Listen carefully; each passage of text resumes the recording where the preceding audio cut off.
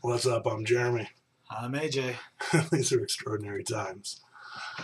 All right, so we've been out for a little while. Just a bit. Starting with me. AJ's voice sounded like this first, and then worse. And then worse, and then I caught it, and I kind of want to punch things. But anyways, things and people. No. Anyways, so we're back. My voice is mostly back. Yes, it was worse. So we're back. Anyways, I've said that so many times. Yay to be back. Baby got back. Anyways, so today we get news out of Hawaii, which is really strange for Hawaii because Hawaii normally doesn't get presidential news except whenever they're hunting for his birth certificate. But he's back there. He's back at home, Poke, and signing into law things that he said he wouldn't sign into law. They're calling it what is it? NDAA 2012.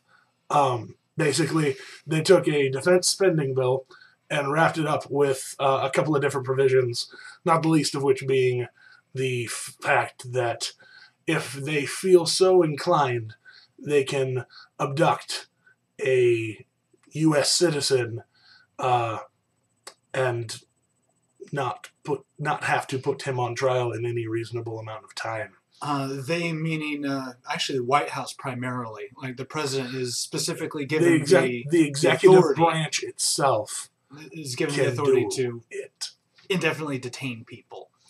And initially, thankfully they took out the part where it was going to be the military could do it, because that would go against like absolutely everything that America was founded on. You know, the fact that we're not going to have soldiers abducting people. We kind of rejected Britain doing that to us. I don't think we're going to let us do that to us. Hopefully not. Anyway. That's Declaration of Independence stuff. But it blows my mind because first Obama said he wasn't even going to sign this law, and then unless some major changes were done to it, there were no major changes that took that kind of wording that I will say the authority to abduct people. Right. That wasn't taken out of it. It was just moved into his hands, as a matter of fact. And it turns out with some deeper research, it was his office that put forward the bill in the first place. Interesting. So really, it's really kind of an upsetting thing for those of us who are very, very constitutionally minded and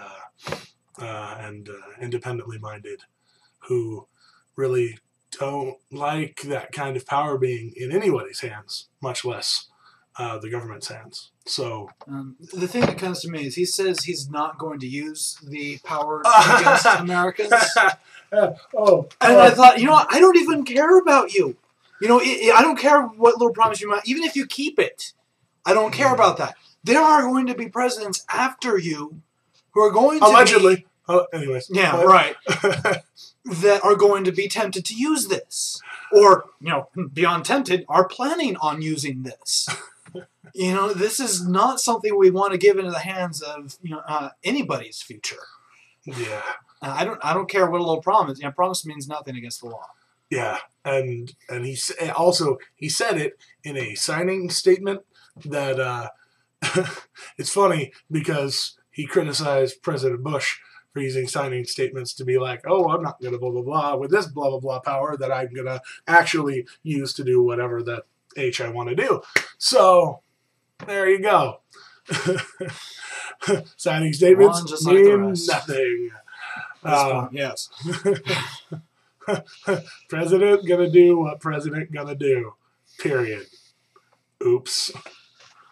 What are we going to do? We're going to move on to the next story, actually, which is... Actually something completely different, completely awesome.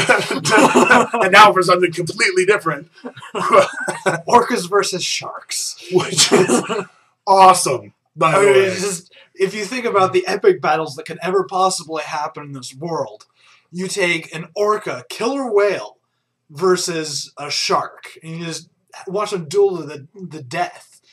And people were able to see this off the coast of New Zealand recently, and just they said the absolutely amazingness of it just completely shocked everybody. They were basically it was close enough to shore. It was in the surf zone, just off to the shore, and the orca at least one. They're not sure if there was more than one, but the orca was fighting off the shark in the surf zone. It means he was protecting people, which is awesome. Well, not only that, the shark eventually beached itself to try and get away from this orca. I mean, this orca was just dominating. Dominating it. They were having a gang fight, and the shark was not having a good time with it. And the crazy thing is, I didn't realize this has happened before, off of the coast of California back in 1997. An orca killed a 12-foot great white. When you think of great white, you're like, Jaws, epic, fish of the sea that kills everything. No, orca gets in there and just completely shuts it down. It was amazing. We're going to put a link to it right there in the doobly bar down there. And you've got to see it. It's so cool.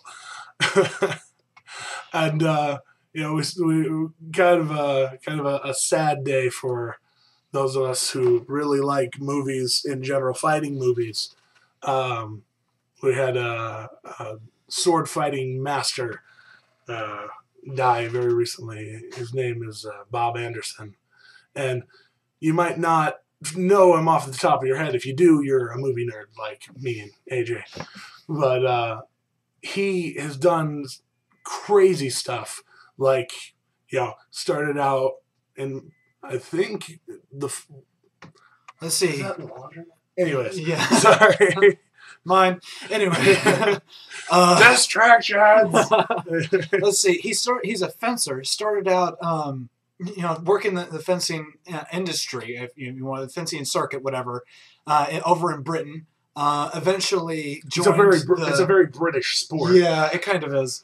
Joined the Royal Marines. Right before World War II, participated in World War II, and before that participated in a lot of military exercises and competitions, which I'm pretty sure he placed rather high in.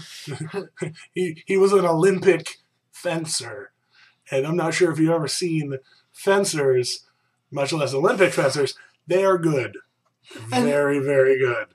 And just to give you a little bit more perspective, for the younger generation, he was actually the coordinator for sword fights in movies such as Star Wars, and in fact was in the Darth Vader suit in Empire Strikes Back and Return of the Jedi for those epic duels that we all love to watch. But, I mean, more than just that. From Russia with Love, Die Another Day. The Princess Bride, which is, though it's a comedy, has a lot of good sword fights. The two recent Zorro movies, The Mask of Zorro and Legend of Zorro, the whole Lord of the Rings trilogy. He taught people how to sword fight. Like, I've learned stage fencing for stage shows, and I mean, even just that, it's simple, but that's hard stuff. And he taught scores of people how to sword fight. I mean, this guy's really, really going to be missed. 89 years old, though. He definitely had a full life. Yeah.